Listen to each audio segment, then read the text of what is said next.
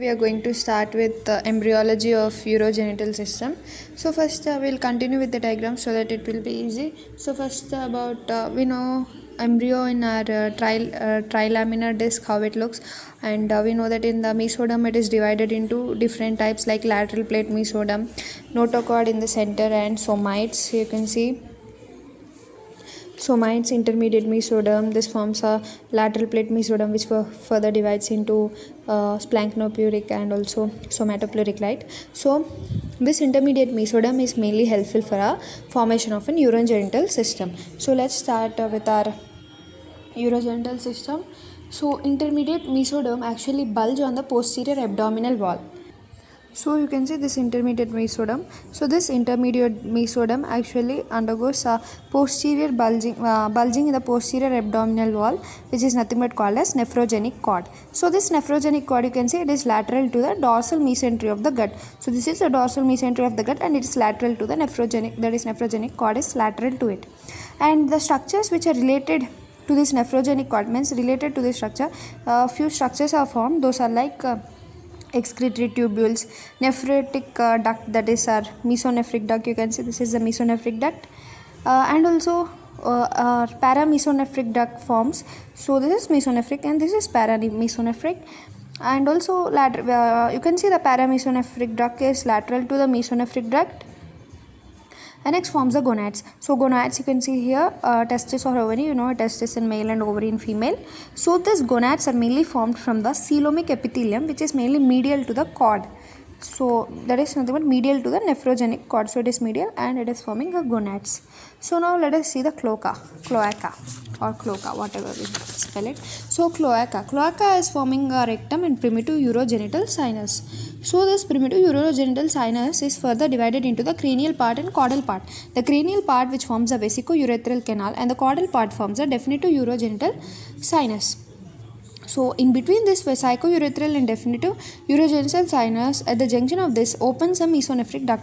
So you can see this is the opening of a mesonephric duct between the vesico-urethral canal and the definitive urogenital sinus. So between them the mesonephric duct opens. And this caudal part of our that is definitive urogenital sinus is further divided into cranial and caudal part. The cranial part is called the pelvic part and the caudal part is called the phallic part. And even our vesico-urethral canal is divided into urinary bladder and primitive urethra. So here in this diagram we'll check out what are those. So as I said, vesico-urethral canal is divided into urinary bladder and the primitive urethra, and this is a mesonephric duct opening. And this here you can see the definitive urogenital sinus, cranially it is producing the pelvic part of the urogenital sinus, and caudally it is producing the phallic part of the urogenital sinus. So from here we will start the development of kidney. So we have understood cloaca and how the intermediate mesoderm is forming these structures. So development of kidney is nothing but excretory tubules or nephrons are mainly formed from the lower part of the nephrogenic cord. So this is the nephrogenic cord now. It is divided into three parts: the pronephros, mesonephros and metanephros. So the nephrogenic cord's last part, that is the metanephros, lead to the formation of excretory tubules or nephrons. So the nephrons formed from the metanephros, that is nephron, we have our proximal convoluted tubule, distal convoluted tubule, glomerulus, all this. But remember that except collecting tubules, because the collecting tubules are developed from the ureteric bud. So the metanephros lead to formation of all the upper parts of the nephron. And the metanephros cells are nothing but means the cells which give rise to this nephron is known as cells of metanephric blastema. And next, the collecting part of the kidney is mainly formed from the ureteric bud. So it is nothing but the lower part of the mesonephric duct. So we know this is the mesonephric duct. So once let us see this labeling and understand. So this is pronephros, mesonephros, metanephros. This is nothing but a nephrogenic cord. It is divided into these parts. And here you can see this is the mesonephric duct. And this duct, you can see there is a side bud, that is ureteric bud, and this is a cloaca. Just now we have discussed that cloaca, it forms a rectum, and that is rectum for fecal excretion. But this cloaca is also divided into urogenital sinus, which is mainly related to the urine excretion and also formation of the genital parts, which is divided into vesico-urethral canal and definitive urogenital sinus. And so here you can see this is cloaca, right? Vesico-urethral and definitive urogenital sinus. So these are further again divided into urinary bladder and primitive urethra, and here pelvic part and also phallic part. So this is again a summary overview. So now we have understood how the kidney's nephron part and collecting part is formed. And now let us move on to the structures that when they degenerate, what those all things happen. So actually the pronephrons is the first formed one, but it degenerates because it's mainly present in cyclones, fishes, mainly in the cervical part. So you can see in humans it is degenerated, and the degenerated pronephros. And next move on to mesonephros. So mesonephros is mainly present in amniotes, in the thoracolumbar region, and their ducts are nothing but mesonephric ducts, which form the ducts of the testis. And even remember that mesonephric also degenerate because it is not present in humans. Actually it is present forming the mesonephric ducts, but it is not leading to formation of kidney. Next, coming to metanephros. Metanephros is mainly present amniotes and man, and it leads to mainly formation of a kidney. And this metanephros is formed in a sacral region, that is present in a sacral region. So here you can see this glomerulus excretory mesonephric tubule, and this is a mesonephric duct. This is a mesonephros, mesonephric duct, and the metanephros, ureteric bud, cloaca, urogental sinus. So now we'll move on to, and by this we can say that ontogeny repeats the phylogeny, and the pronephros degenerate, but its nephric duct persists and end in the cloaca. This is important. Pronephros degenerate, but its duct is still remain in and it ends in a cloaca. Next, let us move on to uteric bud.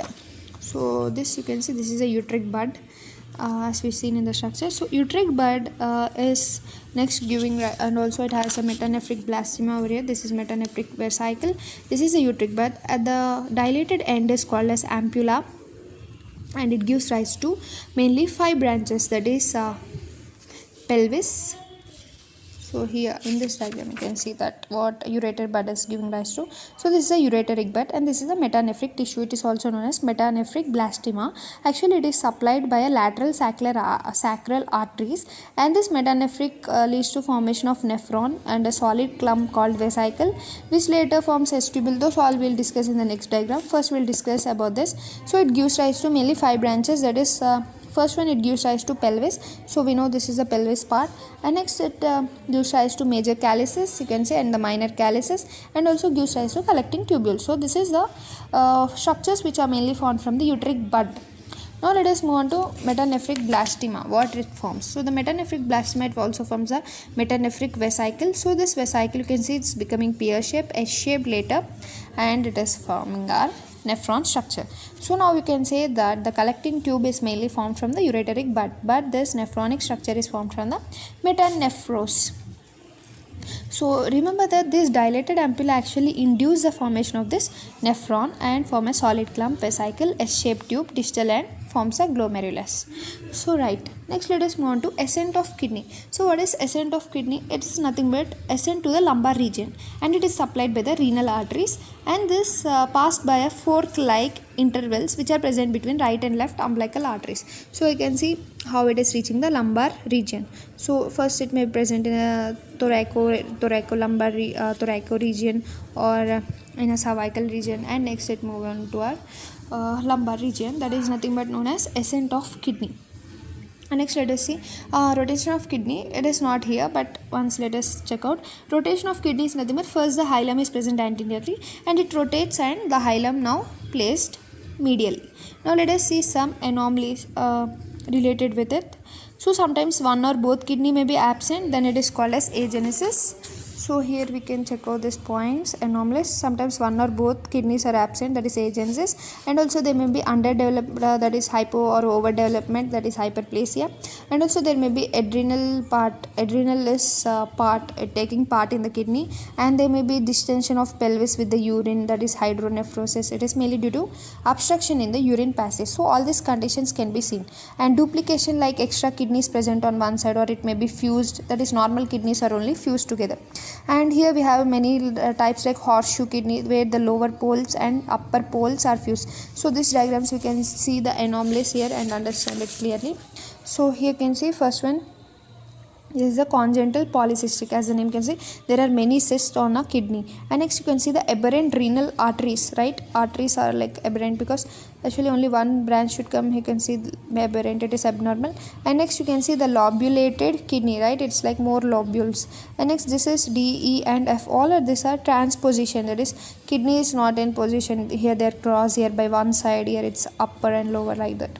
And here you can see this is a horseshoe kidney, like horseshoe shape. And G and H are both odd shape, that is this side and that is towards our anterior side, this is posterior side. So this is a horseshoe kidney. This is a pancake, you can see like a flat cake. So this is a pancake kidney. Now let us study this point so that we can understand it. So horseshoe kidney, lower poles and upper poles are filled and it can't ascend. And pancake kidney, two kidneys form one mass and lie in the midline and or side, or two kidneys pile up on the adjacent sides and fuse. Lobulated kidney, mainly it is normal in case of fetal kidney, but it is abnormal in adults, right? If may also persist, then it is abnormal in adults. Next, sometimes the kidney may fail to ascend in the sacral region, or it may lie in different position or midline, or sometimes side by side they may, and ureter may be displaced cross opposite across midline and incomplete opposite to the lower lumbar vertebra, and it may also sometimes be within the thoracic cavity, and kidney may displace to the opposite side and ureters may cross each other in the midline. So these all anomalies we have seen in the diagram, so we can easily understand. Now let us see abnormal rotation. Sometimes rotation like non-rotation, hilum is forward, actually should be medial side, but it may be in forward. And sometimes incomplete rotation like hilum is towards anterior medium, and reverse rotation that anterior lateral hilum. So these are the conditions. Next, polycystic kidney, it is where the metanephros is not fusing with the connective tissue and it is forming cyst, and it is a abnormal renal function. And aberrant renal arteries, abnormal arteries supply to the giving blood to those, that is kidney, and form abnormal connective tissue which is mainly pressing up the ureter and cause a obstruction and also leading to hydronephrosis. And next, multiple anomalies like two or more anomalies may also sometimes coexist. Example, anomaly of rotation and coexist with the anomaly of position. So sometimes position is abnormal and also rotation, that is instead of hilum being medial it may be anteriorly. So these all anomalies also may coexist sometimes. So next we'll see this diagram, we'll understand it. So what happens is sometimes a part of mesonephric duct. So we know this is a mesonephric duct here, diagram you can see. So this is, this is a urinary bladder, or you can see UGS, that is our urogenital sinus, right, which later forms many structures. So this is a mesonephric duct, you can see here. So sometimes a part of mesonephric duct is caudal to the ureteric buds and are absorbed into the vesico-urethral canal. So what is this vesico-urethral canal? Here you can see this is the starting part of before UGS you have the vesico-urethral canal. So sometimes it is absorbed into the vesico-urethral canal. So the ureteric bud and the duct have the separate opening to the cloaca. So you can see both the mesonephric duct and the ureter both have the separate opening to a cloaca. And first they are close together. You can see first they are close with each other, and later what happens is they move cranially and laterally due to the absorption of the bud. So some of the parts are absorbed and they move laterally. So you can see how close they are, ureteric bud, mesonephric duct. Although they have of course they have separate part to enter into a cloaca, but you can see later they are moved laterally and somewhat far from each other. Here you can see they are very close with each other. Next they move far from each other.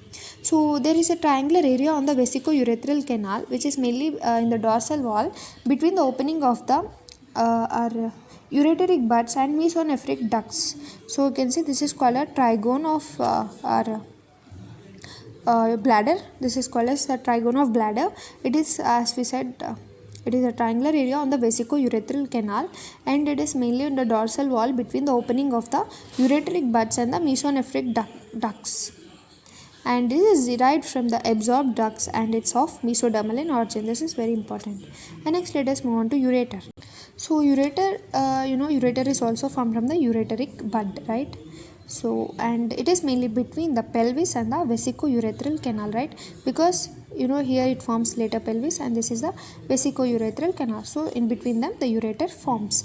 And next, anomalies are also present in ureter, like ureter may be partially or completely duplicated. So here we'll see ureter is partially or completely duplicated, and more than two ureters are present only on the one side or both sides, and one may open into other structure and bladder and sometimes to abnormal sites, and the ureter may end in the prostatic urethra or ductus deferens, that is in male parts, seminal vesicles, rectum in male, and also in urethra, vagina, vestibule or rectum in female. So these are abnormal locations, and the upper end of the ureter may be blind and not connected to the kidney at all, and the dilated, then it is called hydroureter.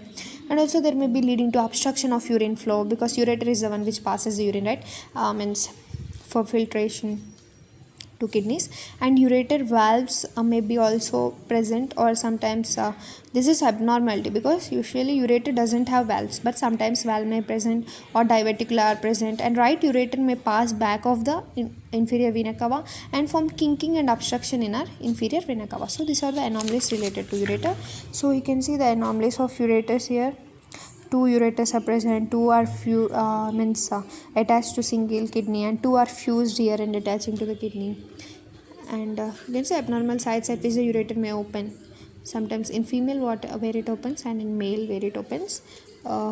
If you want, once again I'll say in female where it forms. In female it may open in the urethra, vagina, vestibule or rectum, and in male abnormally it may open into prostatic urethra, ductus deferens, cervical vesicles and also rectum. That is in the case of male and female. So now let us move on to development of urinary bladder. So about development of urinary bladder I can understand from here only. So epithelium of the cranial part of the vesico-urethral canal is mainly of endoderm, right? This is of endoderm. And the epithelium of trigone of bladder, this epithelium of trigone of bladder is mainly from absorbed mesonephric ducts. So it is from mesoderm, because mesonephric ducts are from mesoderm itself. And the muscular and serous walls of the organ are from the splanchnopubic, that is urinary bladder organ. Its muscular and serous walls are mainly made from splanchnopubic layer of the mesoderm. And allantois or atrophies, that is mainly in the postnatal life as fibrous band, then it is called as urachus, and extending from the apex of the bladder also to up to the umbilicus. And remember that the urinary bladder is continuous cranially with the allantois. That is very important. So you can see urinary bladder is nothing but this vesico-urethral canal. This top part is nothing but, you can see here, this whole together is forming a primary, that is urinary bladder, and this lower part you can see this is forming the primitive urethra. So in the urinary bladder we have the trigone, and it's mainly lined by our observed mesonephric duct, so that is nothing but mesoderm, and the epithelium cranial part is lined by the endoderm. So this we need to remember. And urachus is what? Allantois atrophies in postnatal life and form a fibrous band, that is the urachus. So next let us move to anomalies. Even urinary bladder have some anomalies. So once you can see here anomalies of bladder, first you can see hourglass bladder. So you can see it's like a hourglass, we put the time and we twist it in the sand is present, so that is hourglass. So here we have hourglass bladder, that is abnormality. And also we have ectopic vesica. All those we'll see. The ureteric openings and the trigone are seen on the surface of the body, you can see. So this thing we'll discuss here, the anomalies of urinary bladder. So sometimes bladder may be absent or duplicated, that is may be double structured, and sphincter vesicae is absent, and lumen is divided into compartments by the septa.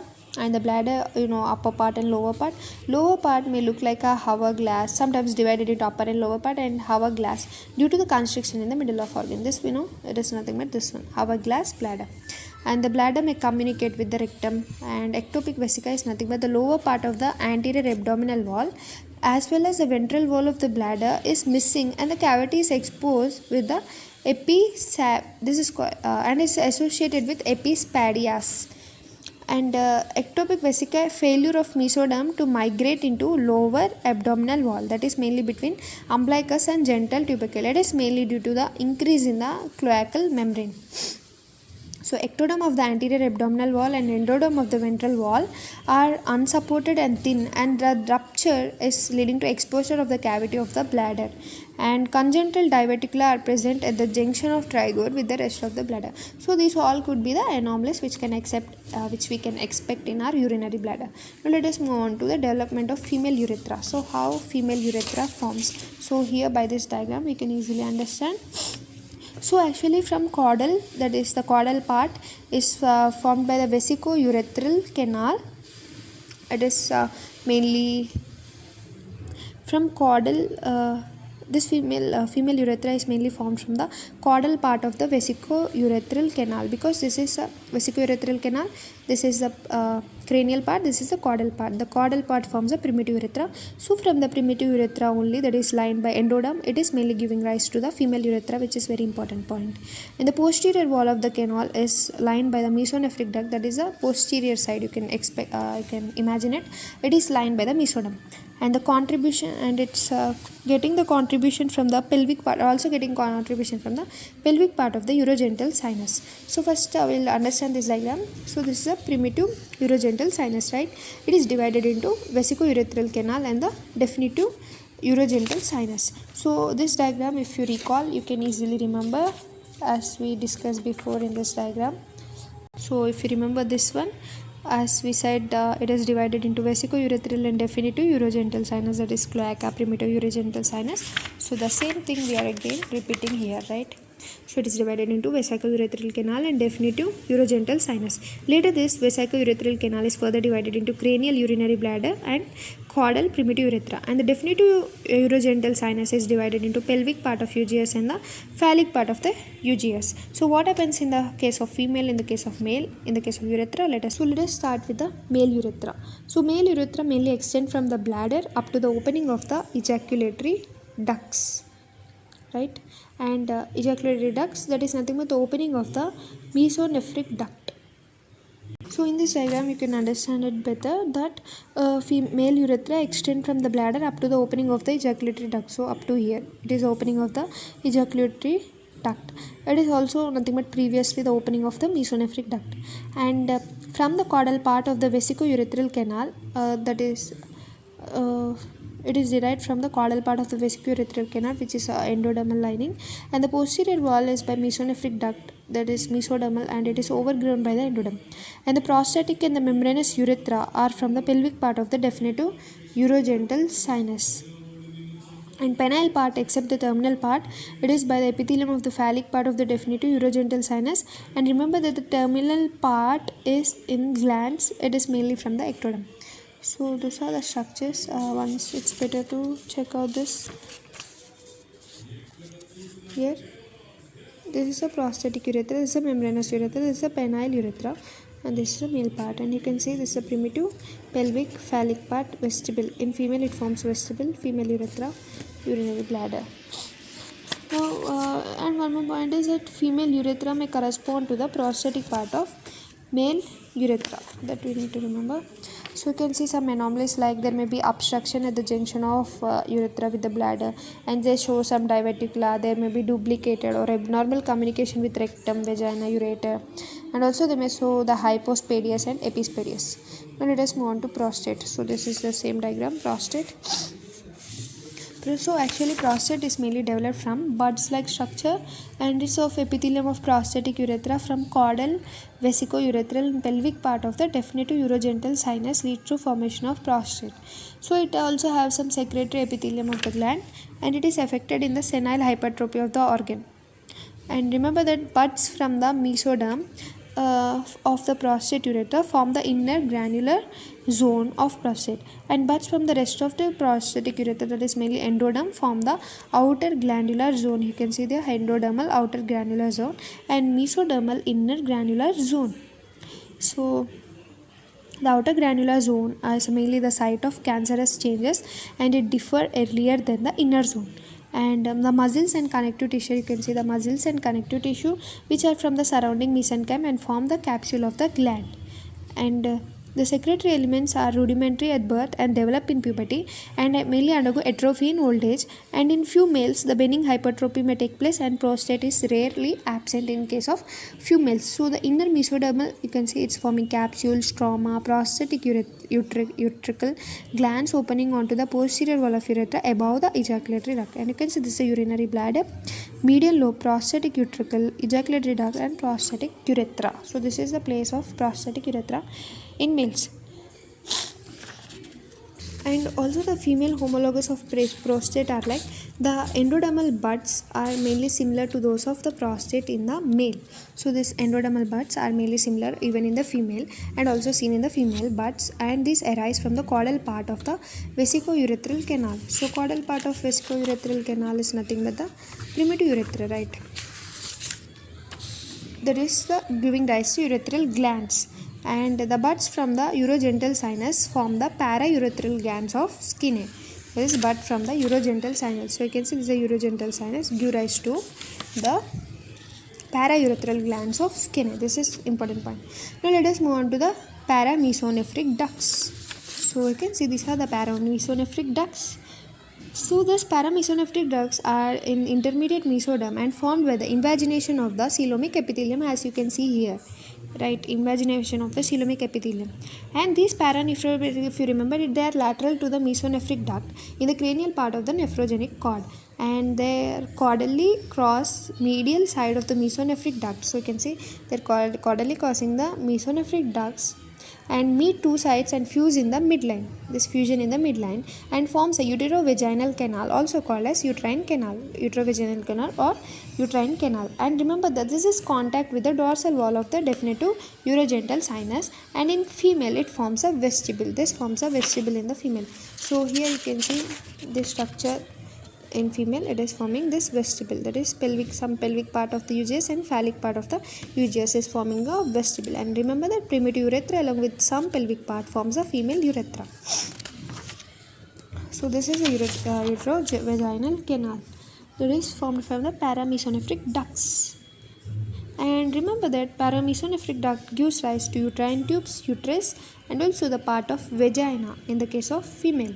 See, in female the paramesonephric ducts give rise to uterine tubes, uterus, and also the part of vagina. And in male the duct disappears, but some remnants are seen in the appendix of the testes, and also it is seen in the prostatic utricle. Right, so these are the remnants of the paranephric duct in a male.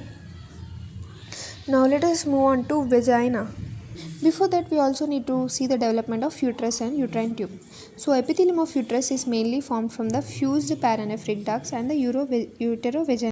So the fused uterovaginal canal mainly leads to the formation of epithelium of uterus, that is from fused paramesonephric ducts or uterovaginal canal, and the myometrium is formed from the surrounding mesoderm, and the myometrium thickness is increased because and its unfused horizontal parts of two paramesonephric ducts are embedded by the substance and form the fundus of uterus. If they are unfused, then form the fundus of the uterus. And this uterine tube is mainly formed from the unfused. This is important. Uterus is formed from the fused paramesonephric ducts. But remember that uterine tube, you can say uterus is formed from the fused paramesonephric duct. But uterine tubes are formed from non-fusion paramesonephric duct. Non-fusion, here they are not fusing, right? So non-fusion, they form two uterine tubes. And invagination of ducts into coelomic epithelium remain abnormal opening of the tubes. That is fimbriae are formed. Invagination of ducts into coelomic epithelium remain the abdominal opening of the tubes and form the fimbriae. Fimbriae are formed mainly like that in the case of this. And anomalies of uterus. You can see here the duplication of uterus here like doubled, and you can see the bicornate uterus like this, and you can see septum in the uterus, some septum is formed, and you can see unicornate uterus. So these are all the anomalies of uterus. We'll see uterus may be duplicated, and if complete then uterus diadelphys and lumen is divided by the septum, and sometimes it's absent, sometimes half is absent, that is unicornate, and sometimes it's rudimentary or also undergo atresia. And in uterine tubes also we have abnormalities like it is absent on one or both sides, or it may be duplicated and also undergo atresia. Now let us see the vagina. So this is the vaginal diagram. So vagina is from the lower end of uterovaginal canal, you can see uterovaginal canal, lower end, right? This canal close to the dorsal wall of it is very close to the dorsal wall of the urogenital sinus, so very close to it, and later it is separated by the vaginal plate. So some vaginal plate forms here, and vagina is mainly formed by the development of lumen within vaginal plate. So you can see the lumen of vagina. Because of forming the lumen, the vagina is formed, and the endodermal cells of the UGS proliferate. These UGS cells proliferate to form two swellings. Those are known as sinovaginal bulbs. So you can see these are the sinovaginal bulbs. This fuse to form a mass, and most of the vaginal plate is formed from the sinovaginal bulbs. So these bulbs only give rise to formation of this plate, that is vaginal plate. and this vaginal place is mainly near to the cervix, and from the mesodermal cells of the it is formed from the mesodermal cells of the uterovaginal canal, and the hymen at the junction of the lower end of the vaginal plate with the UGS, and it is also lined by the endoderm. You can see it is also lined from the endoderm. And anomalies in vagina is also, so this is the vagina, and there are also anomalies in vagina. So we'll come here. Anomalies in vagina: duplicated, lumen is subdivided longitudinally, transversely by septum, and also absent in hymen is imperforate. Abnormal communication sometimes with rectum, that is rectovaginal fistula or urethra. You can see here, this is a vaginal fistula. Abnormal communication between vagina and also some cavities. You can see vagina, it is forming like with urethra, sometimes with urinary bladder, sometimes with rectum. So all these are abnormal connections of the vagina. These are also coming under anomalies of vagina. And with rectum and also rectovaginal fistula, urinary bladder may have vesicovaginal fistula sometimes. And now let us see paramesonephric ducts in male. So it's not so important in male. They are rudimentary, they disappear, and also they are cranial and persist along with the testes communicate and form the appendix of testes and give rise to some cyst. And also there is prosthetic utricles present, and the vaginal uterocanal, and it is homologous to uterus, and it is also associated with vagina and also part of the uterus. Now let us see the external genitalia. So these are the diagrams of external genitalia. So urorectal septum subdivide the cloaca membrane. Urorectal septum subdivide the cloaca membrane into ventral urogenital membrane. You can see ventral urogenital membrane and caudal anal membrane.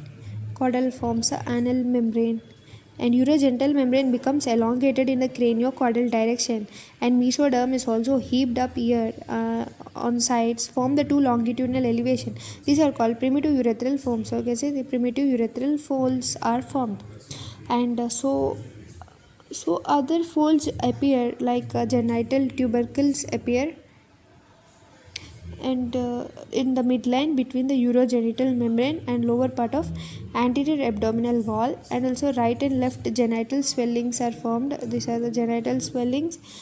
And now let us see the female external genitalia. So female external genitalia, mainly genital tubercle is formed, and this genital tubercle, you can see genital tubercle is formed as cylindrical forms the clitoris. This is a cylindrical which later forms a clitoris, and genital swellings increase, form the labia majora. So you can see these are increased later and forming the labia majora, and posterior end fuse in the midline to form the posterior commissure. And urogenital membrane breakdown and continuous between the vagina, urogenital sinus and exterior, which forms a vestibule. So you can see how it is broken down and forming a vestibule over here. And primitive urethral folds form the labia minora. So you can see these are the primitive urethral form the labia minora. These are mainly lined outside by ectoderm and inside by endoderm. And next, male externalia, that is also having same genital tubercle, cylindrical, and the phallus part which enlarge form the penis. So you can see this propus of penis. It is enlarging and forming the penis, and the phallus part grows and also glands grows and appears a coronary sulcus. And as this phallus grows, there is a groove which elongates, and it is mainly lined by endodermal cells called primitive urethral groove.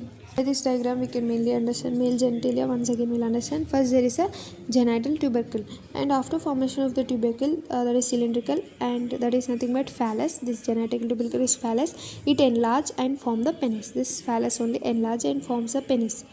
And as this phallus grows, glands also grow and appears the coronary sulcus. So you can see the phallus is growing and glands also grows along with it.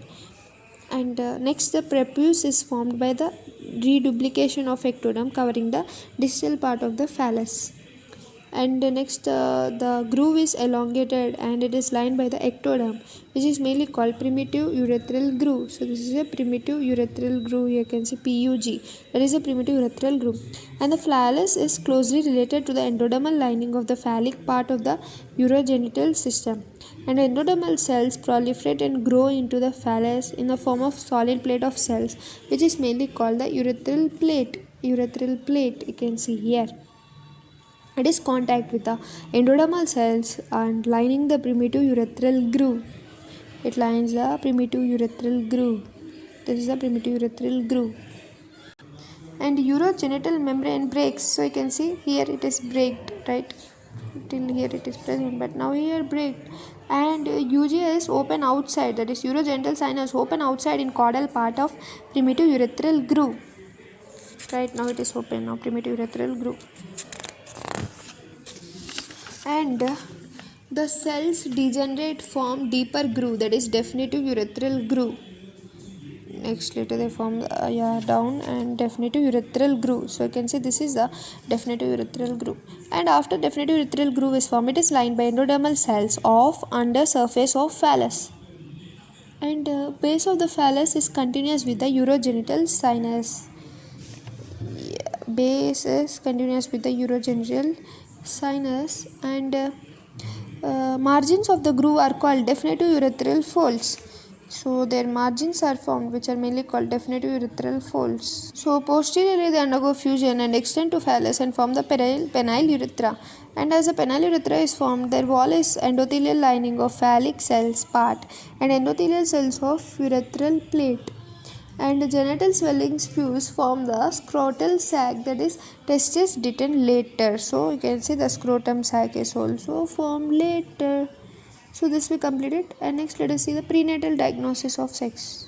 So prenatal diagnosis is mainly done by ultrasound and also by penis is seen in the male child already. So we can find out by that prenatal diagnosis. And anomalous in male external sometimes penis is absent, double or bifid corpus. Corpora cavernosa is absent, purpose is absent, and opening is narrow to allow the retraction, that is phimosis, and also it may be double, bifid or posterior to the scrotum. And urethral folds fail to fuse, and scrotum only have two halves, look like a female, and defect in the anterior part of phallus.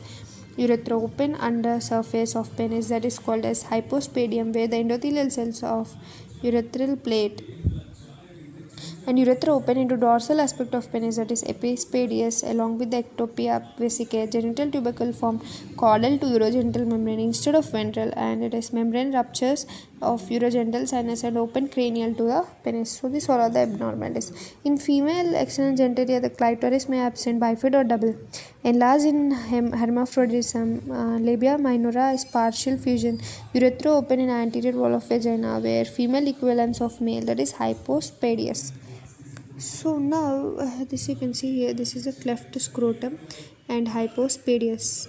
The urethra opens into ventral aspect of penis, that is hypospadias. Now let us move on to development of testes. Before that we will see the primordial germ cells, because from them only poor testes and ovaries form. So give rise to mainly ovaries and testes, that is nothing but all spermatozoa and ova are formed from the primordial germ cells. Mainly these primordial germ cells enter the gonad, and if the gonads don't develop if this PGC are not migrating here. And duct system is seen, that is some mesonephric tubules near the testes are persist along with the duct and form the ductus system. So now let us see how the testis is developed. So testis development, you can see here they develop mainly from the coelomic. So here we can check out migration of primordial germ cells from neighborhood of yolk sac to developing gonad. So this is a mesonephrogenic cord, gonads, mesenteria, midgut, part taken by primordial germ cells to reach the gonad. So here you can see this we can easily understand. Actually first developed from the coelomic epithelium, which covers the medial side of mesonephros. So the mesonephric, you can see it is mainly it is covered by the coelomic epithelium, and the germinal epithelium thickened to form a genital ridge. So the genital ridge is formed, you can see the thickened coelomic epithelium forming the genital ridge. As the genital ridge is formed, they proliferate and form the sex cords. This reach deep ground and grow in the mesenchyme. So these are the sex cords which are forming, and they go deep and they form a medullary cord, and later this medullary cord gets canalized. You can see here canals are formed, and it gets canalized, and seminiferous tubules are formed along with the primordial germ cells, which reach here and surrounding mesoderm form the tunica albuginea. So here you can see the tunica albuginea is formed. which separates the sex cord from the germinal epithelium. So because this is germinal epithelium, this is sex cord, so they is separated by the tunica albuginea. Remember that seminiferous tubules are present, and here the primordial germ cells reach, and there is also surrounding mesenchyme around it, which is forming the tunica albuginea, separating it from the sex cords and the germinal epithelium. Now remember that interstitial cells are formed from the sex cords, which are mainly non-canalized. So canalized one form the seminiferous tubules and non-canalized one form the interstitial cells. So now the seminiferous tubules form the rated testes, and later this rated testes into vasa efferentia, and vasa efferentia into epididymis. So here you can see vasa efferentia into epididymis, epididymis into ductus deferens, you see ductus deferens, and ductus deferens into seminal vesicle, and from the lower duct, and mesonephric duct between the prostatic urethra and seminal vesicle form the ejaculatory duct. So ejaculatory duct is mainly formed between the prostatic urethra and the seminal vesicle. Now let us see descent of testes. So mainly it is present in the lumbar region in the posterior abdominal wall. In fetal life it is present in the scrotum. In the 3rd month it is present in the iliac fossa. In the 7th month it is present in the deep inguinal ring, and in 7th month it is also passing by inguinal canal, and in scrotum by the end of the 8th month. So descent of testes is different because it is initiated by different growth of body wall, formation of inguinal bursa, that is up to 6 months of intrauterine life, and outpoaching towards the scrotum. It increases size, depth, and reaches the bottom of the scrotal sac, and descending testis enteritis pouch to reach the scrotum, and is formed before testis enter rest. And also inguinal bursa leads to formation of inguinal canal. Check out the gubernaculum. So gubernaculum is a band of mesenchyme which extend from the lower pole of the testis to the scrotum. So you can see this is the lower part of the testis to the scrotum, and this is the gubernaculum. And it descend of testes by shortening of gubernaculum, but it is not true because there is no contractility in the gubernaculum, and it is mainly helpful to dilate the inguinal bursa and provide the continuous pathway for the descending testes. So you can see this external oblique aponeurosis transversalis. This is the process vaginalis, testis, peritoneum, transverse abdominis, skin. This is a process vaginalis. Now we'll understand the process vaginalis. It is a diverticulum of peritoneal cavity and growing into the gubernaculum. So you can see it is growing into the gubernaculum and the mesenchyme of the inguinal canal and also of scrotum. As testis descend, it invaginates process vaginalis from behind, and this process vaginalis lose connection with the peritoneal cavity after the descent forms tunica vaginalis. So you can see here testis and epididymis, it is losing its connection with the peritoneal cavity after the descending and forms a tunica vaginalis, and it is influenced mainly by hormones secreted by the pars anterior of the hypophysis cerebellum. So there are anomalies like the testis may be absent on one or both sides, or testis may be duplicated, or two testes are fused, and there may be cryptorchidism, that is it may not descend and complete descent after the birth, or spermatogenesis is failed to occur in a undescended testis, and it is developing a malignant tumor than normal testis, and also it may be surgically corrected. And ectopia is under the skin of the lower abdomen, or in front of the thigh, in the femoral canal, or under the penis, or in the perineum behind the scrotum. So you can see these are the abnormalities. Like under the skin of abdomen, you can see A, this is under skin of abdomen, B over the front of the thigh, you can see in the front of the thigh, and C in the femoral canal, and D under the skin of penis, and E in the perineum. So these are E is the perineum. So these are all abnormal sites of our testis. And also you can check out there may be duct system anomalies like seminiferous tubules are absent, vasa efferentia may be absent, ductus deferens may be absent, or also there may be no connection with the epididymis. Next coming to process vaginalis, it may extend from the deep inguinal ring up to the tunica vaginalis, and it's normally disappear, or also may actually should disappear normally, but it may also persist sometimes, and abnormal parts may enter form abdominal parts may enter and form the inguinal hernia, or fluid may accumulate, and it is called as hydrocele. So these are the structure. Once we'll see the abnormalities. So you can see it is forming congenital hernia or congenital hydrocele. There is anomalies of process vaginalis, and if it persists can lead to hernia, and also passage into abdominal canals. All the passages of abdominal canals may reach and also form hydrocele, and also like all those. So you can see this is our vaginal hydrocele, and this is our for funicular hernia, that is abdominal contents are entering, and this is infantile hernia, this is interstitial hernia, this is hydrocele of the cord, this is the infantile hydrocele. So there are also some vestibular structures like appendix, that is hyatid of Morgagni, and appendix of epididymis, and superior aberrant structures, and also there may be inferior aberrant ductules and also paradidymis. Now let us see the development of ovary. So here we can check out, it is also development of ovary is also similar like coelomic epithelium on the medial side of the mesonephros. It forms a thickening, that is a genital ridge, and the cords of the cells are called the sex cord cells, and these are also called as medullary cords, and they proliferate to form a germinal epithelium and grow into the mesoderm. So germinal epithelium grows and it grows into the mesoderm.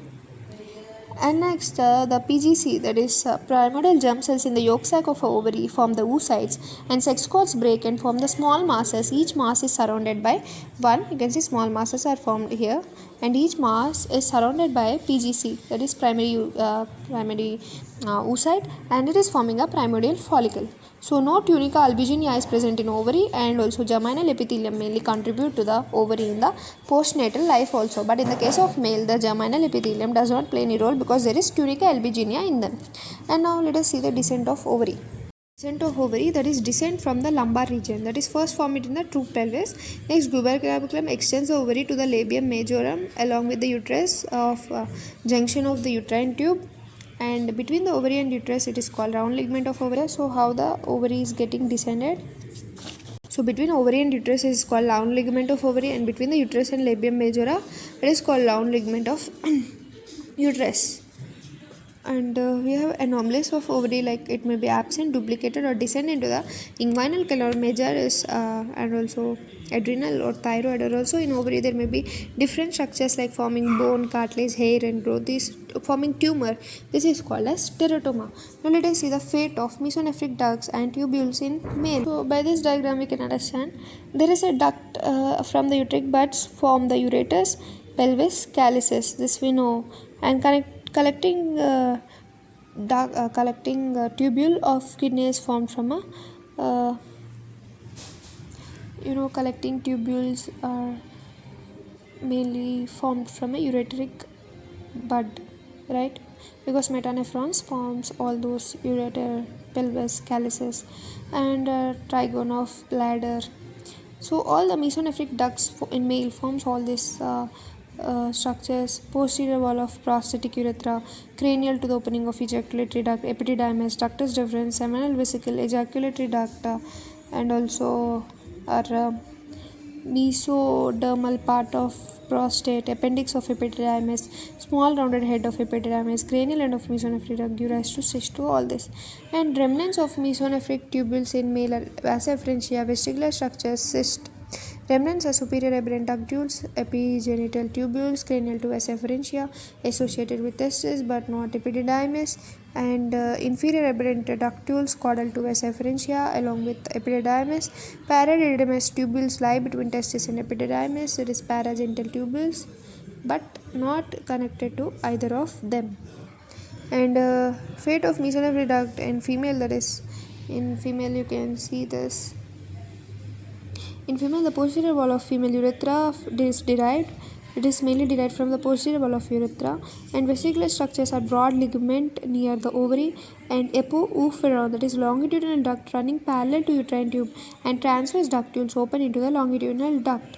So you can see these are long alongside of uterus and embedded in cervix, equal to male ductus deferens. Then it is called as Gärtner's duct. So you can see this is a Gärtner's duct over here, and we have paraoophoron.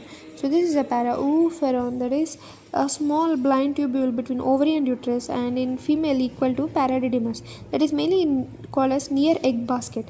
And there is control of differentiation of genital organs, that is chromosome sex at the time of fertilization. XXX means female, XY means male, and Y bears SRY gene on the short arm, which mainly produce testes, determining factor.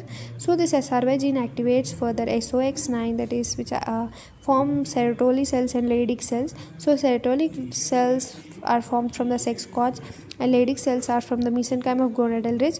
These Leydig cells mainly produce testosterone and Sertoli cells form a Mullerian inhibiting substance. This inhibits the paramesonephric duct and also it secretes the androgen binding factor which forms the spermatozoa and also spermatogonia. And we have W and T4 gene which form the ovary and estrogens from the maternal and placental sources. Estrogens are formed and hermaphrodism means abnormal formation of gonads and genitalia, that is mainly giving rise to various types of hermaphrodism. Both female and male are present means in a single person, then it's true hermaphrodites. Pseudo hermaphrodites means external genital look alike, look another and inside sex is another, and gonads are of other sex. So male hermaphrodite means mainly they have testes but female outer external genitalia, and female hermaphrodite means mainly they have ovaries but outer they have the male features, male external genitalia. So female pseudohermaphrodism means excess androgens are mainly produced by the fetal suprarenal gland, that is it is called adrenogenital syndrome, and it is also caused by administration of progestins to mother during pregnancy, which is very important point. Even though this lesson is turning out to be long, but it's okay because it's important lesson, very big lesson actually. So we'll see structures, male derivatives and female derivatives. So gonads, testes, ovary, in case of sex cord, Sertoli cells, seminiferous tubules, granulose cells, PGC cells, spermatozoa, ova, paramesonephric duct, appendix of testis, utricle of prostate, uterine tube, uterus, upper vagina, mesonephric duct, appendix of epididymis, ductus deferens, ejaculatory duct, seminal vesicle, female derivatives, appendix of ovary, Gardner's duct, and mesonephric tubules, vas efferentia, perididymis, here epifuran, parafuran, and genital tubercle, penis, clitoris, genital swelling, scrotum, labia majora, urethral folds, floor of penile urethra, and labia minora. So by this we complete this very long lesson. So I hope you all complete, but even it's long, it's worth it because you need to just now once revise the textbook and everything will be in your brain. So if you like our videos, please like, share and subscribe.